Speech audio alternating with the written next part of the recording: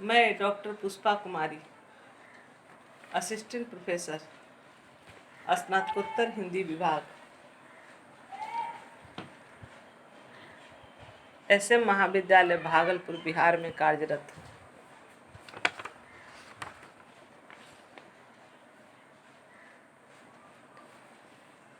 आज हम अपने विद्यार्थियों से जो स्नातक प्रथम वर्ष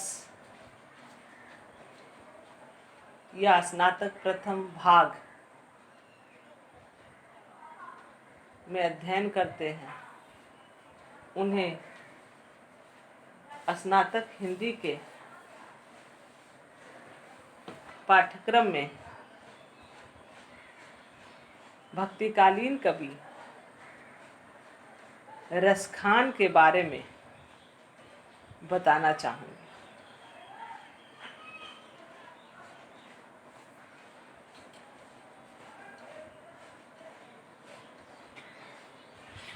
रसखान का जन्म 1533 ईस्वी में और मृत्यु 1618 ईस्वी में। हिंदी के मुसलमान कवियों में रसखान का महत्वपूर्ण स्थान है। 252 वैष्णवों की वार्ता में इनका उल्लेख है। ऐसा प्रसिद्ध है कि इन्होंने गोस्वामी विट्ठल नाथ जी से वल्लभ संप्रदाय की दीक्षा ली थी।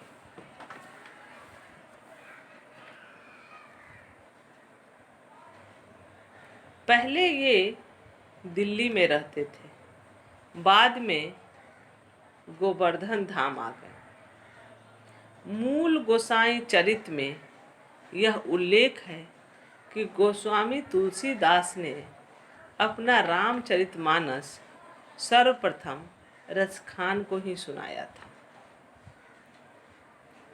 प्रेम वाटिका रसखान की अंतिम कृति है, जिसकी रचना 1614 ईस्वी में हुई। उनके कुछ समय बाद 1618 ईस्वी में रसखान का देहावसान हो गया।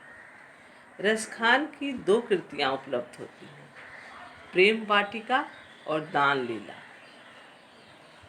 वर्तमान समय में सर्वाधिक प्रचलित संकलन सुजान रसखान की रचना है, जिसमें 181 सवये, 17 कवित्त, 12 दोहे और 4 सोरठे संकलित हैं। अष्टयाम नामक उनकी एक कृति और मिली है, जिसमें कई दोहों में श्री कृष्ण के प्रति जागरण से रात्रि शयन पर्यंत की दिनचर्या एवं क्रीड़ाओं का वर्णन है। प्रेम वाटिका में कवि ने राधा कृष्ण को मालिन माली मानकर प्रेमोद्दान का वर्णन करते हुए प्रेम के गूढ़ तत्व का सूक्ष्म निरूपण किया है। इस रचना में 53 दोहे हैं। दान लीला केवल 11 दोहों की छोटी सी कृति है, जिसमें राधा कृष्ण संवाद है। रसखान ब्रजभाषा के मर्मज्ञ एवं सशक्त कवि। प्रेम तत्व के निरूपण में उन्हें अद्भुत सफलता मिली। कृष्ण के रूप पर मुग्ध राधा एवं गोपियों की मन स्थिति का मनोरम चित्रण उन्होंने किया है। उनके काव्य में कृष्ण के बाल सौंदर्य का भी चित्रण किया गया है। श्रृंगार एवं वात्सल्य उनके काव्य के प्रमुख तत्व हैं। सवैया, कवित्त, दोहा, छंद उन्हें प्रिय है। उनका प्रेम स्वच्छंद प्रेम है, किंतु उसमें सूफियों के प्रेम का अनुकरण नहीं है। ब्रजभूमि के प्रति उनका अनुराग इस सवैये में देखा जा सकता है। मानुष हो तो बहै रस खानी, मानुष हो तो बहै रस खानी, बसै ब्रज गोकुल गाँव के ग्वारन। इसी प्रकार कृष्ण के रूप का मनोहर चित्रण उनके काव्य में हुआ है। कृष्ण की लकुटी और कमरिया उन्हें इतनी प्रिय है कि वे इस पर तीनों लोकों का राज त्यागने को तत्पर है।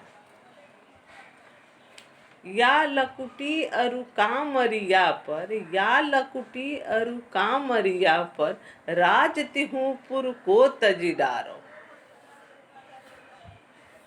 उनके दो प्रसिद्ध सवैये हैं जिसकी कुछ पंक्तियां बहुत प्रसिद्ध है। एक, मोर पखासिर ऊपर राखी हों, मोर पखासिर ऊपर राखी हों, गूंज की माल गरे पहिरऊंगी। दो, शेष महेश गणेश दिनेश, शेष महेश गणेश दिनेश, सुरेश हूँ जाहूँ निरंतर ध्यावे। तीन, धूर भरे अति सोनित श्यामाजू, धूर भरे अति सोनित श्यामाजू, वैसी बनी फिर सुंदर चोटी। रसखान की भाषा शुद्ध साहित्यिक परिमार्जित ब्रजभाषा है, जिसमें माधुर्य एवं प्रसाद गुण के कारण सरसता एवं सजीवता आ गई है। उन्होंने अपने समय में प्रचलित पद शैली न अपनाकर कवित सवैया शैली को अपनाया, जो उनकी स्वच्छंद वृत्ति का सूचक है। निष्कर्ष, इस प्रकार आपने रसखान के कृतित्व एवं व्यक्तित्व का परिचय पाया। इसके उपरांत हम इस निष्कर्ष पर पहुंचते हैं कि रसखान भक्तिकालीन काव्यधारा के एक महत्वपूर्ण स्तंभ हैं, जिनसे कृष्ण भक्ति शाखा को एक नया आयाम देने में बहुत मदद मिली। रसखान के कारण